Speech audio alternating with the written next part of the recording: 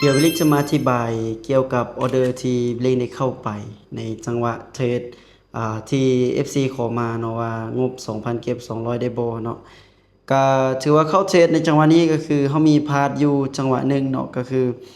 จังหวะนี้จะเป็นการเซลล์ของเฮาเนาะในการเทรดของเฮาก็ถือว่าอันนี้ก็ถือว่าบวกเนาะแต่ว่ามี1ออเดอร์ที่เฮาเซลล์ไปแล้วเสียเนาะทุกคนเนาะ เดี๋ยวเรามาเบิ่งนำกันนะทุกคนเนาะในกราฟจริงๆในตลาดตัวจริงกันเลยหลังจากที่จบการเทรดเรามาวิเคราะห์ย้อนหลังหน่อยหนึ่งนะทุกคนเนาะสำหรับออเดอร์ที่เลขได้เข้าไปทำอิฐเมื่อกี้เนาะก็จะเป็นออเดอร์นี้นะทุกคนเนาะ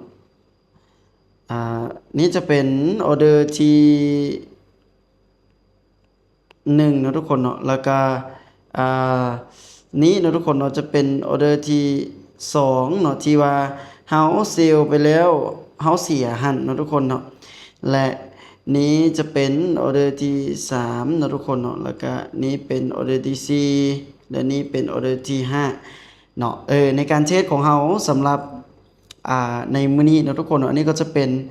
ทักษะของเฮาที่เฮาใช้มาเข้าสู่การเก็งกำไรเพื่อสร้างรายรับในมื้อนี้เนาะทุกคนเนาะเดี๋ยวเบลงจะอธิบายให้ทุกคนเบิ่งถึงความแปลกใจเนาะเดี๋ยวเบลงจะขอลบออเดอร์ออกก่อนเนาะแล้ว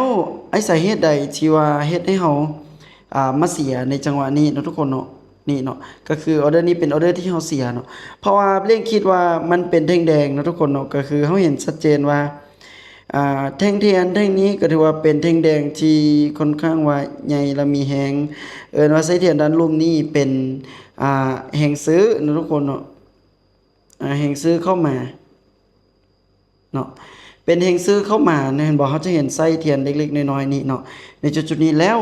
ก็เลยเฮ็ดให้เล่งคิดว่ามันมีแห่งซื้อเข้ามาเพียงแต่15-20%ก็เลยทำการตัดสินใจกดขายไปแต่ว่าเฮาก็เสียไปในออเดอร์นี้นะทุกคนเนาะผิดพลาดไปเนาะก็ถือว่าเป็นเรื่องปกติในการเทรดเพราะว่าการเทรดก็มีได้แล้วก็มีเสียนะทุกคนเนาะเป็นเรื่องปกติเนาะแล้วหลังจากที่มันเสียปุ๊บนะทุกคนเนาะเร่งเสียในแทงนี้ปุ๊บเนาะแล้วมันเกิดแห่งซื้อเข้ามาเป็นเทรนขาขึ้นเข้ามานะทุกคนเนาะเนี่ยเนาะก็เริ่มมีทิ้งเทียน2โตวเข้ามานะทุกคนเนาะโดยรวมให้เราเบิ่งในแทงในฝากนี้ก่อนสั้นๆเนาะให้เราเบิ่งในฝากนี้มาก่อนเนาะมันคือบ่ได้โอเคเนาะให้ทุกคนเบิ่งฝากนี้เนาะทุกคนเนาะเบิ่งฝากนี้ก่อนเนาะที่เร่งได้แต้มไว้นี่เนาะทุกคนเนาะก็รู้สึกว่าเฮาเห็นปุ๊บก็ตัดสินใจคิดว่าเอ้ยมันมี2แท่งเทียนเข้ามาแล้วนะเนาะก็น่าจะเป็นเทรนขาขึ้นเนาะบวกกับอินดิเคเตอร์เนาะที่มันตัดขึ้นไปเนาะมันตัดอินดิเคเตอร์ตัวนี้ขึ้นไปเนาะที่เราเห็นอยู่นี่เนาะอ่า มันตัดกันขึ้นไปปุ๊บเนาะทุกคนเนาะเขาก็เลยรู้สึกว่าเอ้ยเฮงซื้อเข้ามาหลายก็เลยทำการกดบายแล้วมาวินออเดอร์2อย่างนี้นะทุกคนเนาะแล้วยังเห็นทั้งเทียนทั้งนี้โอ้บอกกับอินดิเคเตอร์ทุกคนเห็นบ่เส้นอ่าสีฟ้ากับสีแดงที่มันตัดกันนะทุกคนเนาะสีฟ้านี่สีแดงมันตัดสีฟ้าขึ้นไปแล้วมีทั้งเทียนมายองคือลักษณะนี้บ่งบอกว่าตลาดกำลังเป็นเทรนขาขึ้นเนาะก็เลยทำการตัดสินใจที่จะกดซื้อขึ้นไปแล้วเราก็มาวินอยู่ในจังหวะนี้เนาะทุกคนเนาะอันนี้เป็นออเดอร์ที่เตรียมว่า1 2 3 4ออเดอร์ที่4เนาะแล้วเราก็ยังตามเทรนขึ้นไปจนเรามาวินออเดอร์ที่5เนาะแล้วเราก็ได้ตามเป้าของเราก็คืออ่าจำนวนเงินนี่เนาะทุกคนเนาะ210 USDT นะทุกคนเนาะ200กับ1 USDT ตามเป้าเป๊ะเชะเลยทุกคนเนาะก็คือ1 2 3 4 5นะทุกคนเนาะแล้วก็มีกำไรตามนี้เนาะบวกมา200กับ$1ถ้าที่เป็นเงินเก็บก็ประมาณสักอืม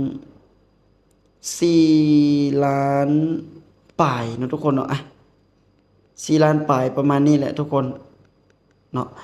ก็ถือว่าโอเคเนาะตามที่ FC ขอมาเนาะขอมาเล่นโกจัดให้ตามคำขอเลยเนาะทุกคนเนาะก็หวังว่าคลิปนี้จะเป็นแนวทางการเรียนการศึกษาให้กับทุกคนให้ทุกคนรู้เนาะว่า บางคนเนาะว่าโอ้เทรดบ่อยากเชื่อนะเทรดมีแต่ได้เนาะบ่จำเป็นต้องเชื่อเนาะคือเฮาเห็นความเป็นจริงเนาะ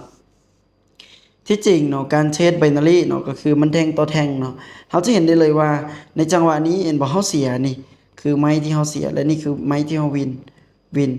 คือเฮาวินหลายกว่านะทุกคนเฮาวินมาตัวอย่างเฮาเอาไป5ออเดอร์เนาะเฮาวินมา1เฮาเสียมา1เนาะวินมา4เนาะเท่ากับแต่อันเนี้ยที่จริงเนาะถ้าเฮาวินมา4ไม้เนาะเฮาเดินเสมอเฮาก็มีกำไรเนาะแต่อันนี้เฮาคูณเงินขึ้นไปทุกคนเบิ่งนี่เนาะออเดอร์นี้เนาะออเดอร์นี้จะหลายกว่าหมู่เนาะคืออย่างเสีย50เลขจะคูณขึ้นไป110เพื่อให้ตัวเองได้50ตัวนี้เนี่ยคืนมาเนาะทุกคนเนาะเพื่อให้มันบวกคืนมาไอเนี่ยเนาะเท่ากับเฮาบ่เสียนะทุกคนเท่ากับเฮายังเดิน5ไม้คือเก่าแม่นบ่เนาะอันนี้เป็นสไตล์ของตัวเองสั้นๆในการเทสแต่ว่ารู้สึกว่ามื้อนี้ตัวเองเก่งขึ้นเนาะเพราะว่ามีทัศนะเทสที่สูงกว่าเก่านะทุกคนเนาะโอเคสำหรับคลิปนี้ก็ประมาณนี้ก็อยากจะย้ำอีกเทื่อนึงว่าการลงทุนค่อนข้างว่ามีความเสี่ยงนะทุกคนเด้อไปที่บ่มีความรู้บ่ควรลงทุนเด็ดขาดเนาะเพราะถ้าลงทุนไปแล้วอาจจะเสียเงินถ้าเฮาบ่มีความรู้หั่นน่ะเนาะ ฉะนั้นแล้วก่อนที่จะลงทุนต้องศึกษาให้มันดีๆเนาะโอเคสำหรับคลิปนี้ก็ประมาณนี้ทุกคนบ๊ายบาย